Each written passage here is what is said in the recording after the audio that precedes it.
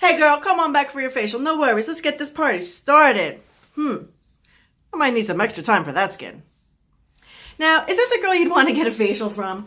I'm thinking maybe not. Why? Because she doesn't look the part. And if you really think about it, we like to go to people who look the part of what they're supposed to look like. So even though you might not have to wear a white jacket all the time, maybe that's the kind of esthetician you are. Maybe you do more science, medical-based, in a medi-spa kind of facials or atmosphere. It really all depends. Sometimes this is just a great way to keep your clothes clean, but also look the part, which is what we're talking about today, and protect your clothing, and just, you never really have to think about it. Sometimes a lot of people just want to wear black, and that's really keeps it simple. A lot of hair salons, all the hairstylists wear black, so it's easy to pick out who's who in the salon, and also makes for a really easy time getting dressed in the morning and saves a lot of time. If you think about people who look the part of their profession, it's really easy to think about. If I say a suit, you might think of an executive or a lawyer. If I say cowboy hat, you think of a cowboy. If I say camo and army boots, you think of someone in the military. So you can see how these uniforms for particular jobs have just become a part of our culture.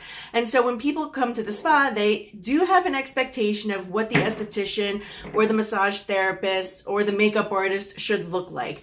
Now, I know this is a really touchy subject for a lot of people. A lot of people, if you've seen makeover shows, you know what it's like when they start to chop someone's hair off, or they talk about don't have so much makeup on, or maybe don't have such long nails. I have no nails because I'm doing facials and reflexology and body treatments, and I'm always afraid I'm going to like jab somebody's eye out.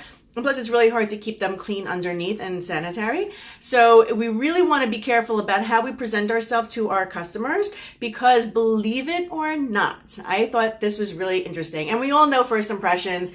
It's been around forever what people say about first impressions. But the first 17 seconds, and this is from business.com, the first 17 seconds of somebody meeting you, they've already decided what they like about you, what they don't like about you, what they think about you, and how they interpret you.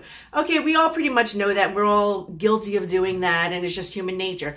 But the thing that really can make or break the relationship is that those first 17 seconds represent 53% of their long-term interpretation and opinion of you.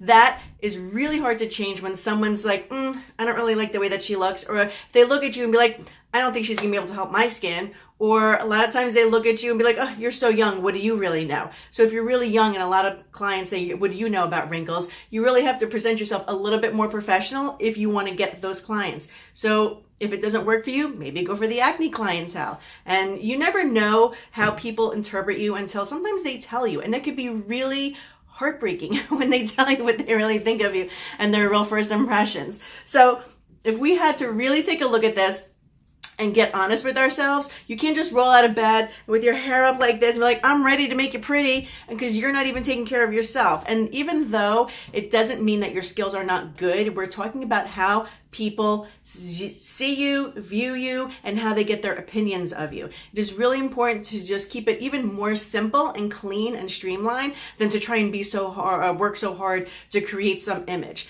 Some people, they dress to the nines every day, and that is their uniform. I think it's always better, like, to be a little overdressed and underdressed. I think it's always better to look a little bit better than your clients than to not look better than your clients. So I like to do the head to toe checkup. So I'll look at my hair. Is my hair looking okay? Or is it all like frizzed out? Sometimes it is just easier to put it back in a ponytail, and that's great. If you do that, I think it also is important to make sure you definitely have, mascara, a little lip gloss, something to make yourself look kind of presentable, an eyeliner, simple, nice powder on the face, or some kind of foundation concealer that is very light and natural. It doesn't have to be over. You don't have to be extra. And then I just keep going down, all right, is my shirt clean? Are there holes? Do I have stains? Because I do tend to wear the same clothes for work.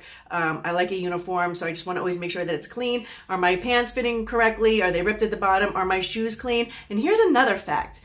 They have found that most human resources executives, when they are interviewing someone, they always look at their shoes to see if their shoes are clean, scuffed, holes dirty, because that is a detail that most people forget about. I mean, not too many women, let's face it, but a lot of men, they might have this nice suit and then they think their shoes could be all dirty and scuffed up. Or, even women, your shoes you might think, oh, I'm just going to go wear my sneakers because I'm a massage therapist. And you've got these sneakers that look like, you went through the Himalayas with them.